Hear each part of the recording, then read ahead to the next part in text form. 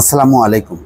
একটি লেখা প্রথম আলোতে প্রকাশিত হয়েছে। তাতে বলা হচ্ছে, বাংলাদেশের সঙ্গে বাণিজ্যে ডলারের পরিবর্তে ইউয়ান ব্যবহারের প্রস্তাব চীনের।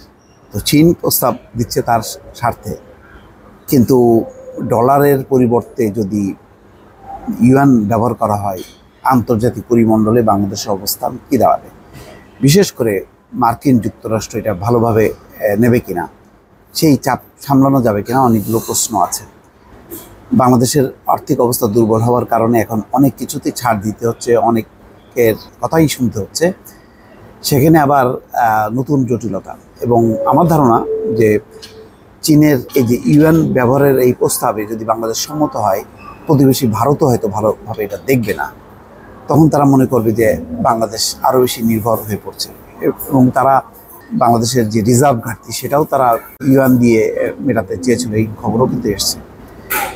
এখানে খবরে বলা হচ্ছে, বাংলাদেশের কেন্দ্রীয় ব্যাংক ও কয়েকটি বাণিজ্যিক ব্যাংকের কর্মকর্তাদের একটি দল গত মাসের শেষের দিকে চীন সফর করেন। উদ্দেশ্য ছিল একটি সেমিনারে অংশগ্রহণ। বাংলাদেশের সঙ্গে বাণিজ্যে চীনা মুদ্রা ইউয়ানকে কীভাবে আরও কার্যকরভাবে ব্যবহার করা যায় তা নিয়ে আলোচনার জন্য সেমিনারটি আয়োজন করা হয়েছে। ওই সেমিনারে যোগ দিয়েছিলেন একটি বেসরকারি ব্যাংকের কর্মকর্তা খায়রুল আলম চৌধুরী। তিনি লিখছেন যে ডলারের পরিবর্তে সরাসরি ইউয়ান বা আরএমবিতে লেনদেন নিষ্পত্তি করার প্রস্তাব দিয়েছে চীন। গত মে মাসের 29-30 তারিখে ব্যাংক অফ উজো আয়োজিত promotion of cross border RMB settlement in Bangladesh শীর্ষক এক সেমিনারে এই প্রস্তাব দিয়েছে চীনের কেন্দ্রীয় bank People's Bank of China. অনুষ্ঠানে ডলারের বদলে ইউয়ানে লেনদেন নিষ্পত্তি করলে পারস্পরিক কী সুবিধা হতে পারে তা তুলে ধরেন চীনের কেন্দ্রীয় ব্যাংকের প্রতিনিধি। চীন থেকে আমদানি বাবদ বাংলাদেশকে প্রতি বছর $25 বিলিয়ন খরচ করতে হয়, যা মোট আমদানি প্রায় 40%। চীনের কেন্দ্রীয় ব্যাংকের প্রতিনিধি ব্যাখ্যা করেন, দুই দেশের মধ্যে বাণিজ্যিক ও এই লেনদেন যদি ইউয়ান বা আরএমবিতে করা হয় তাহলে বেশ কিছু সুবিধা পেতে পারে। হ্যাঁ, ডলারের চাপ থেকে বাংলাদেশ কিছুটা রক্ষা পায়, কিন্তু রাজনৈতিক চাপ, সেটার ব্যাপারে ব্যাখ্যাটা কী হবে সেটা তো আর এই ব্যাংকারের পক্ষে বিশ্লেষণ করা সম্ভব না। অন্তত 6টা সুবিধার কথা উল্লেখ করেন চীনা প্রতিনিধি। প্রথমত, বাংলাদেশের রিজার্ভে ডলারের উপর চাপ কমবে, গুড।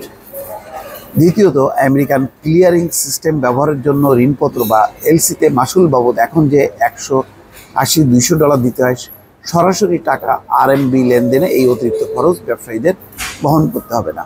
তৃতীয়ত, চীন থেকে আমদানি ক্ষেত্রে উপযুক্ত মূল্যে লেনদেনের নিশ্চয়তা বাড়বে। চতুর্থত, আরএমবি হিসাবে জমা থেকে লেনদেন নিষ্পত্তি হলে বিনিময় ঝুঁকি দূর হবে। পঞ্চমত, হংকং, সাংহাই, সিঙ্গাপুরের মুদ্রাবাজারে আরএমবি সম্পদে বিনিয়োগ করে বাংলাদেশের লাভবান হওয়ার সুযোগ থাকবে। সর্বোপরি, যে কোনো ধরনের নিষেধাজ্ঞা বা স্যাংশন ঝুঁকি এড়ানো সম্ভব হবে।